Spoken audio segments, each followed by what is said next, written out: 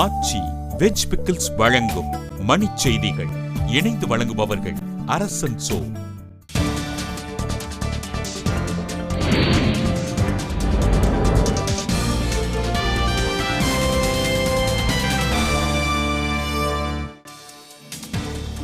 கூடங்குளம் 2வது அணு உலையில் ஜூன் மாதம் உற்பத்தி தொடங்கும் என அணுசக்தி ஆணைய தலைவர் ஆர்.கே. சின்ஹா தகவல்.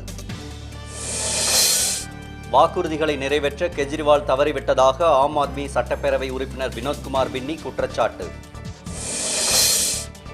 அலங்காநல்லூரில் நடைபெற்று வரும் ஜல்லிக்கட்டு போட்டியில் சீறி வரும் காளைகளை அடக்க இளைஞர்கள் ஆர்வம்.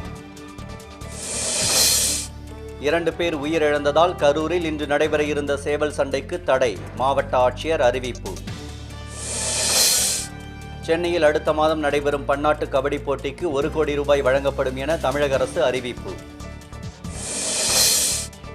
பழனியில் தைப்பூச திருவிழாவை முன்னிட்டு நாளை தேரோட்டம், பாதுகாப்பு ஏற்பாடுகள் தீவிரம். கிருஷ்ணகிரி அருகே ஏற்பட்ட தீ விபத்தில் 10,000 கோழி குஞ்சுகள் உயிரிழப்பு. திருவண்ணாமலை அருகே மது அருந்துவதில் ஏற்பட்ட தகராறில் ஒருவர் குத்தி கொலை, காவல்துறை விசாரணை. எகிப்து நாடாளுமன்ற தேர்தலில் 55 விழுக்காடு வாக்குகள் பதிவாகியுள்ளதாக அந்நாட்டு தேர்தல் ஆணையம் அறிவிப்பு. ஆஸ்திரேலிய ஓபன் டென்னிஸ் போட்டியில் ரஷ்யாவின் மரியா ஷரபோவா 3வது சுற்றுக்கு முன்னேற்றம்.